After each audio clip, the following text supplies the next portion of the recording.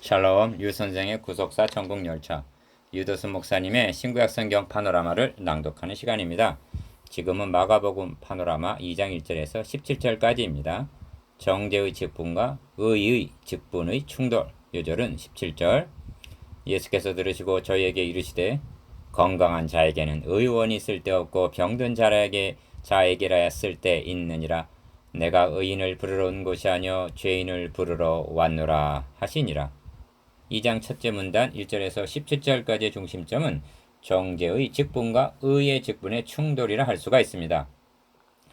2장에는 처음으로 서기관과 6절, 16절 바리새인이 등장합니다. 16절, 18절, 24절. 그리하여 주님과 4번의 갈등을 일으킵니다. 7절, 16절, 18절, 24절. 무슨 말씀이 연상되는가? 인자가 많은 고난을 받고 장로들과 대제사장들과 서기관들에게 버림받아 죽임을 당하고 한 말씀입니다. 8장 31절. 예수 그리스도를 죽음에 넘겨주게 될 서기관들과 바리새인이 마가복음에 처음으로 등장하여 충돌하는 것입니다. 도표를 보시면 내가 의인을 부르러 온 것이 아니요 죄인을 부르러 왔노라 하신 말씀을 중심으로 1. 한 문둥병자를 데리고 옵니다. 병자를 의원에게 데리고 온 셈입니다. 2. 주님은 그의 믿음을 보시고 너의 죄사함을 받았느니라 하십니다. 이렇게 말씀하시면 그의 치명적인 병은 중풍병이 아니라 죄라는 말씀입니다. 3. 서기관이 참남하도다 합니다. 4. 주님은 죄를 사하는 것과 병을 고치는 것 어느 것이 쉽겠느냐 하시면서 5. 일어나 너의 상을 가지고 집으로 가라 하시니 즉시 일어나 걸어갑니다.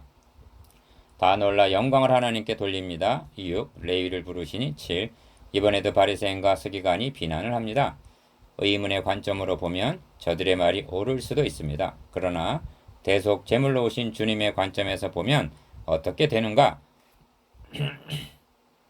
그래서 나는 죄인을 부르러 왔노라 하시는 것입니다. 그러므로 본문단의 제목이 정죄의 직분과 의의 직분의 충돌이 될 수가 있습니다. 이를 두 단원으로 나누어 상고하겠습니다. 첫째 단원 1절에서 12절 어느 것이 쉽겠느냐? 둘째 단원 13절에서 17절 죄인을 부르러 왔노라. 주제 정죄의 직분과 의의 직분의 충돌. 기억 주님께서 의인을 부르러 온 것이 아니요 하신 말씀은 의인이 있다는 뜻이 아닙니다. 자신이 죄인임을 모르는 자를 가리키는 말씀입니다. 그래서 죄인을 부르러 왔노라 하시는 것입니다. 질문을 드려보겠습니다. 하나님은 복음을 먼저 주셨는가? 율법을 먼저 주셨는가? 많은 분들이 구약시대는 율법을 주셨는데 율법을 하려다가 되지 않으니까 복음을 주신 양 생각하고 있습니다. 아닙니다. 인류의 시조가 실패한 현장에서 원복음 창세기 3장 15절을 주셨고 아브라함에게 세워주신 언약도 복음 갈라디아서 3장 8절입니다. 그러면 율법은 왜 주셨는가? 이를 윤리적인 차원에서 보면 죄의 확산을 억제하기 위해서요. 신학적으로 보면 자신이 죄인임을 깨닫고 그리스도에게로 인도하는 몽학선생으로 주신 것입니다. 갈라디아서 3장 24절. 디귿 그런데 모세로부터 그리스도까지 1500년이란 세월이 죄를 깨닫기에는 기간이 모자랐단 말인가? 아니면 모세율법과 역사서와 선지서 즉 구약성경의 분량이 죄를 깨닫기에 부족했단 말인가? 남의 이야기가 아닙니다.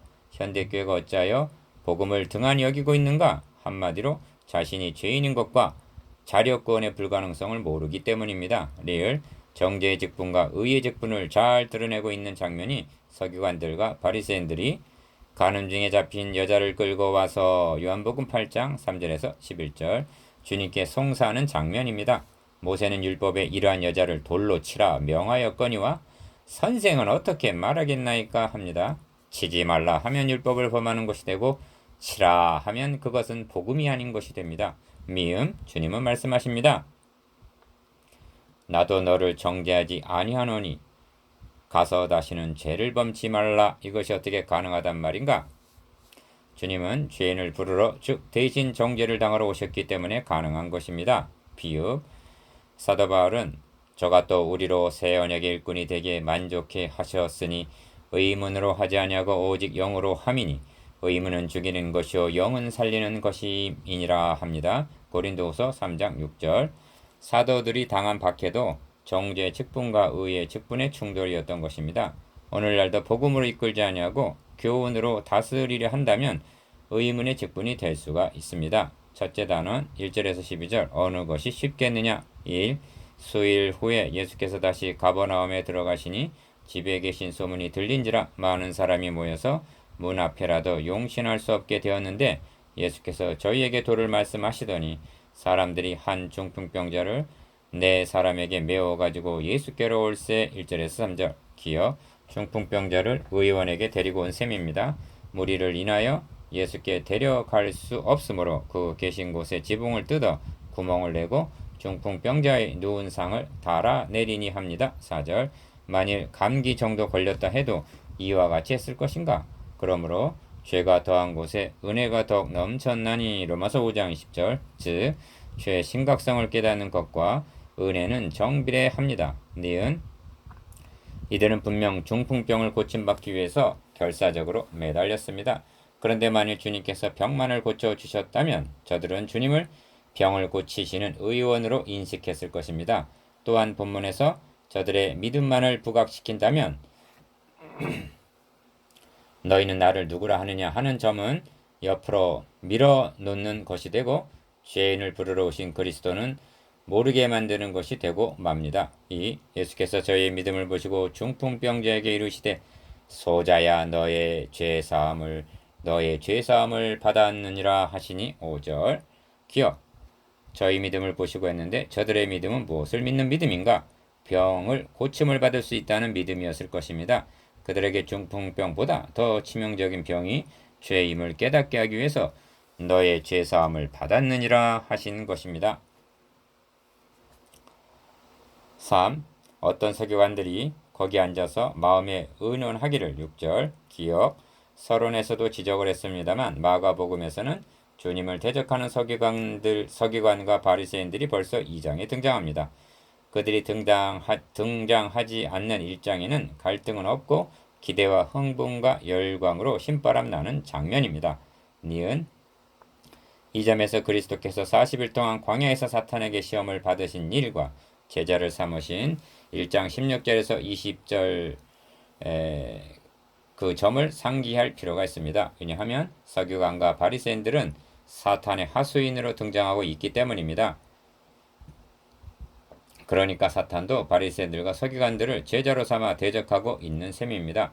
종래 저들은 사탄의 하수인이 되어 그리스도를 십자가에 못을 박아 죽이게 될 장본인들입니다.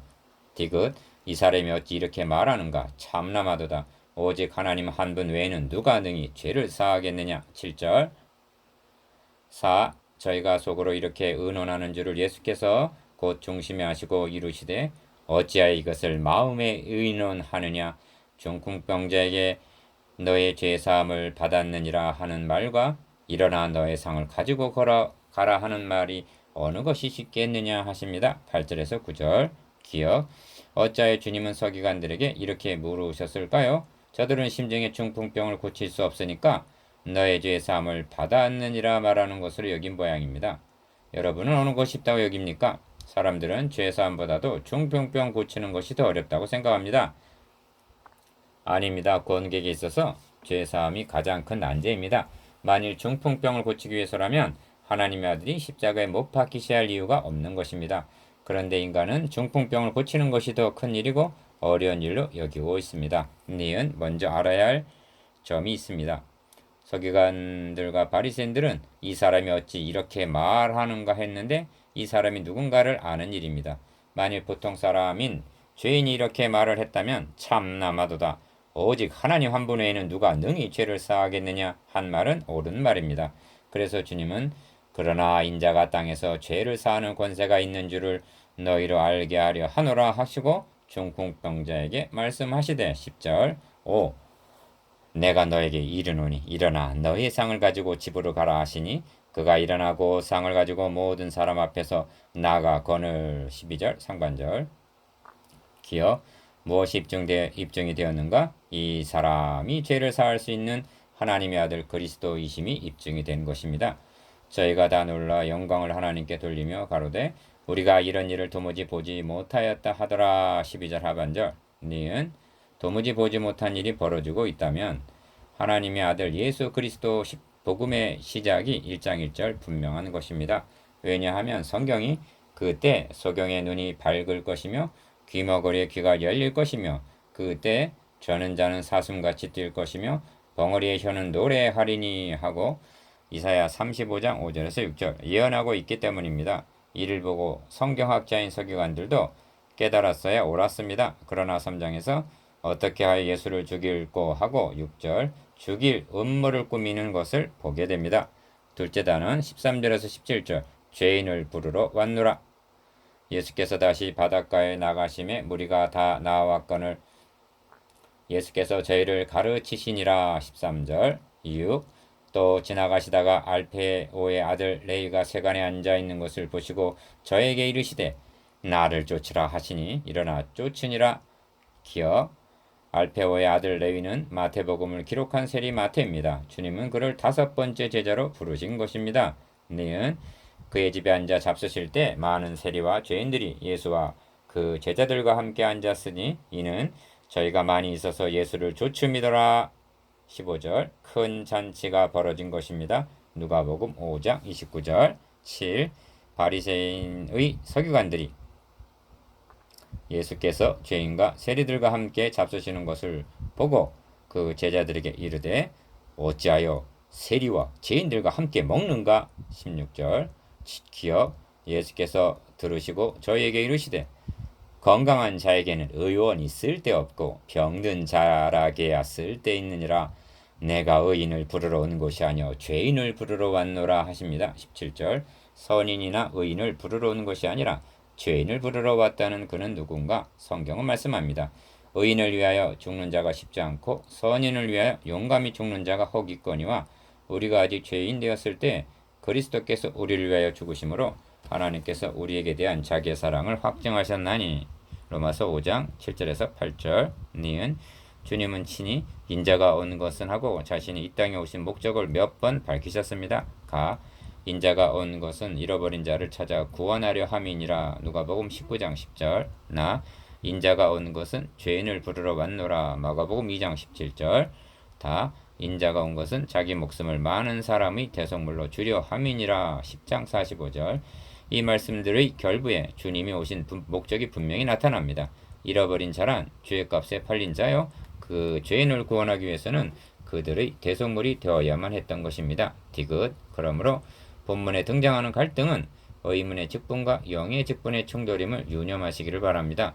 사도행전과 서신서들을 보면 이런 갈등은 제자들을 통해서도 이어졌고 이 선한 싸움은 이제도 계속되고 있는 것입니다. 8. 묵상해 보겠습니다. 중풍병자에게 너의 죄사함을 받았느니라 말씀하신 의도에 대해서 니은 어느 것이 쉽겠느냐 하고 물으신 의도에 대해서 디귿 이 사건을 통해서 무엇이 입증이 되었는가에 대해서 리을 오신 목적을 친히 밝히신 말씀들에 대해서